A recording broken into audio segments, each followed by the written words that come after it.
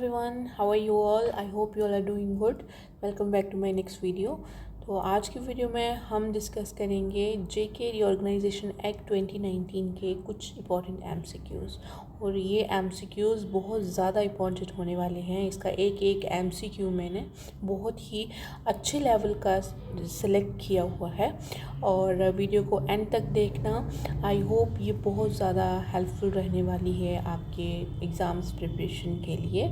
और हर साल एक या दो क्वेश्चन इस टॉपिक से आता ही आता है। और शुरू करते हैं क्वेश्चन नंबर फर्स्ट से। द प्रेसिडेंशियल ऑर्डर CO 272 2019 की is to abrogating Article 3070 amended which constitutional article to redefine Constitutional Assembly of JNK। ठीक है, तो कौन से आर्टिकल की जो अमेंडमेंट हुई थी, ठीक है, to redefine constitutional assembly of JNK। Article 356, article 367, article 368 या फिर आर्टिकल 373, इसमें से कौन सा राइट आंसर रहेगा? अपना आंसर मार्क कीजिए।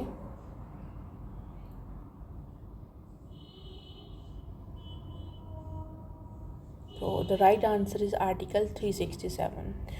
क्वेश्चन नंबर सेकंड है the JNK reorganization act 2019 was passed under which article of the constitution empowering parliament to reorganization states। इसका क्या आंसर रहेगा?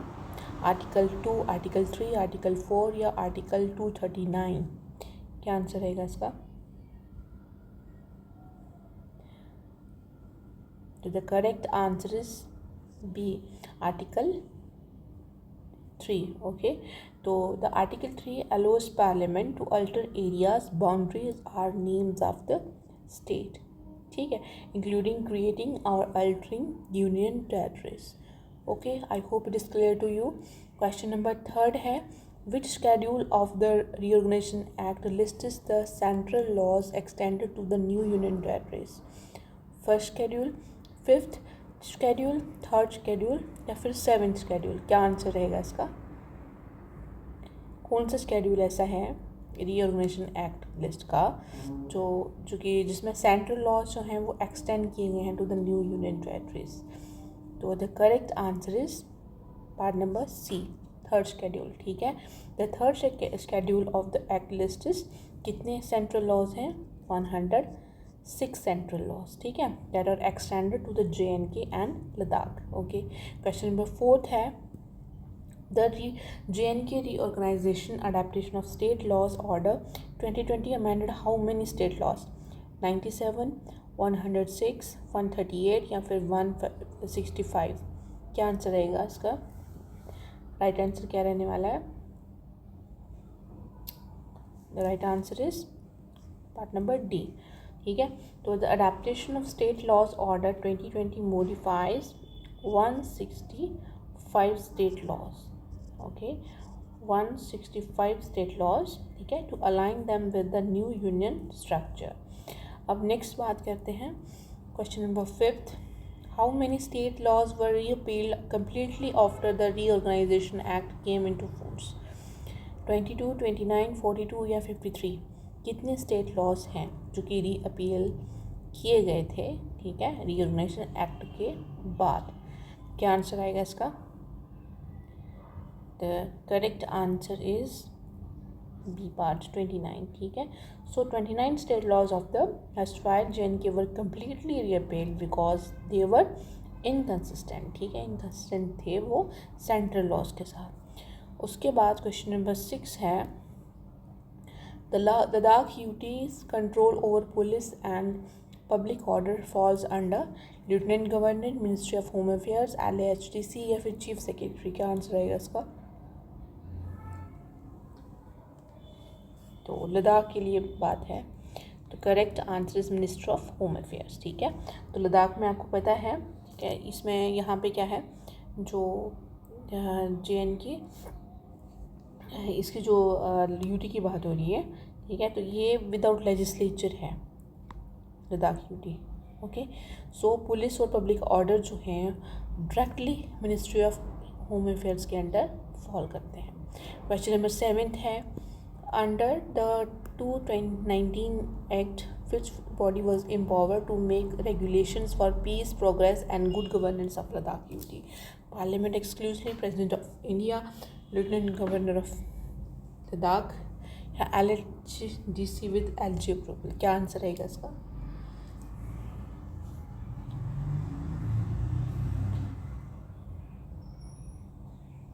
So the correct answer is part number C. ठीक है, तो जो LG of Ladakh can make regulations for peace, progress and good governance of Ladakh. ठीक है, अब बात करते हैं under the delimitation commission 2022 report which district receive the highest increase in assembly state? Very important question. क्या आंसर रहेगा इसका? क्वेश्चन नंबर 8 का. So the correct answer is Jammu. ठीक है, so the delimitation commission added the largest number of new seats. कितनी seats आई थी इधर? 6 सीट्स. ठीक है, बाकी में कितनी थी आप मेंशन करना जम्मू रीजन में. उसके बाद बात करते हैं question number 9. The 2022 delimitation added 6 seats to Jammu and 1 to Kashmir. Which provision empowered this? Section 14 of Reorganization Act, Section 60 of Representation of People Act, Demolition Act 2002 या फिर Article 327 of the Constitution? क्या आंसर रहेगा इसका? The correct answer is Section 14 of Reorganization Act.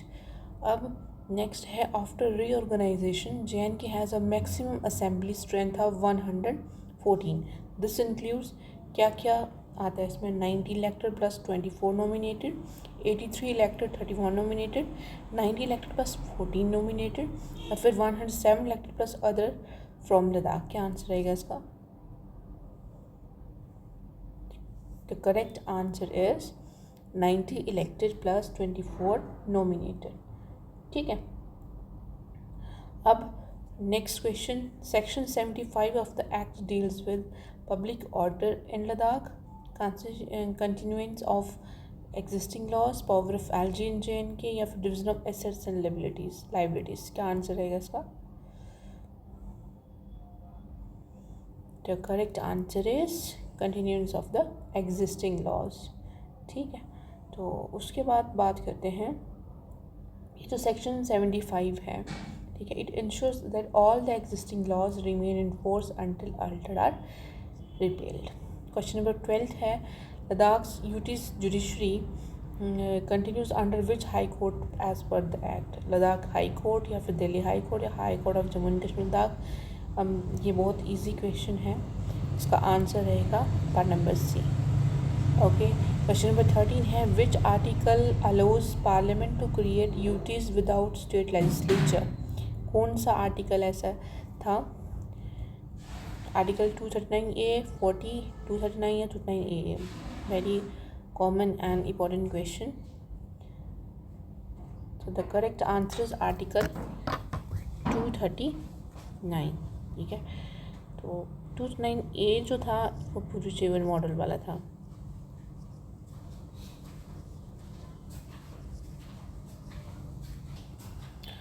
Question number 14.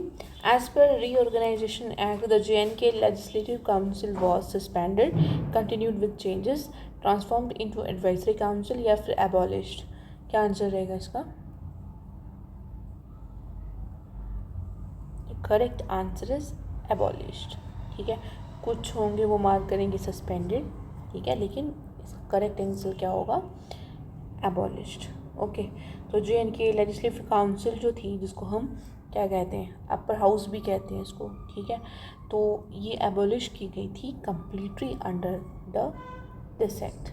ठीक है, अब बात करते हैं क्वेश्चन नंबर 15 का. Which committee was responsible for allocation of assets, employ and record between JNK and Ladakh UTs? Reorganisation committee, advisory panel on division, assets libraries division committee या फिर delimitation commission? कौन सी वाली कमेटी थी वो? Question number 15.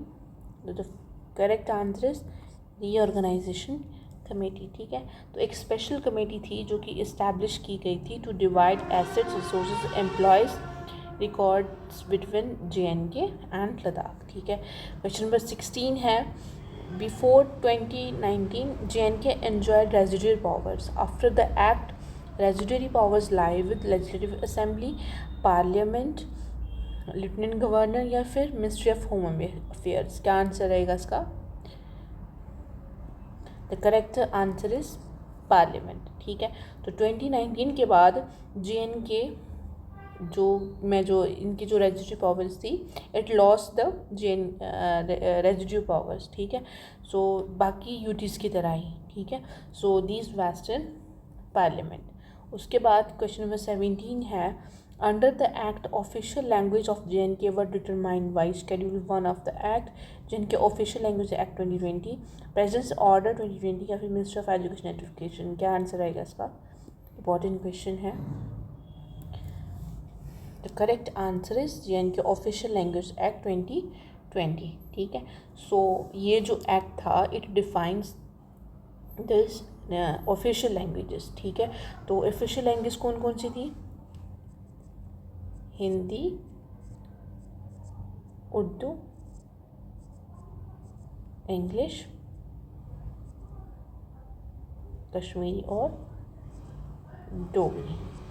ठीक है, this were the official languages.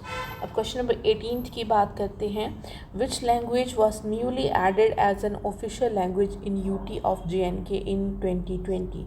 Dogri, Punjabi, Balti या फिर पहाड़ी। कौन सी लैंग्वेज न्यूली ऐड की गई थी एज एन ऑफिशियल लैंग्वेज 2020 में? क्या आंसर रहेगा इसका? The correct answer is Dogri.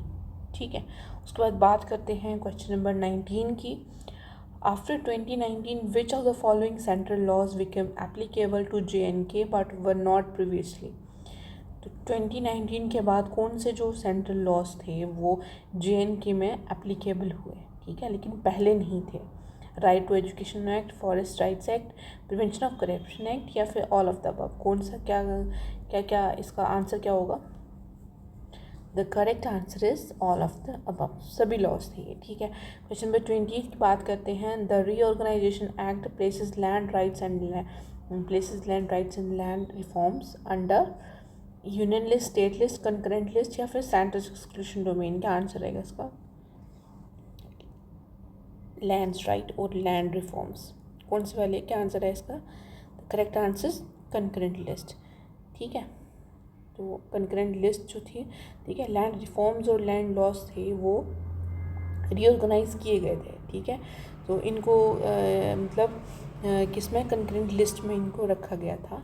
ठीक है, तो कंकरेंट लिस्ट में क्या होता है कि स्टेट और सेंटर, ठीक है, दोनों की इन्वॉल्वमेंट होती है, लेकिन सुपरमेसी अगर बोली जाए तो वो सेंटर की रहती है। ओके, आई होप ये 20 MCQs बहुत ज़्यादा हेल्पफुल रहेंगे आपके लिए, रहे होंगे। अगर आपने ये पूरी वीडियो अभी तक देखी है तो please like, share and comment. ठीक है, और ज़्यादा से ज़्यादा शेयर कीजिए। Thank you so much.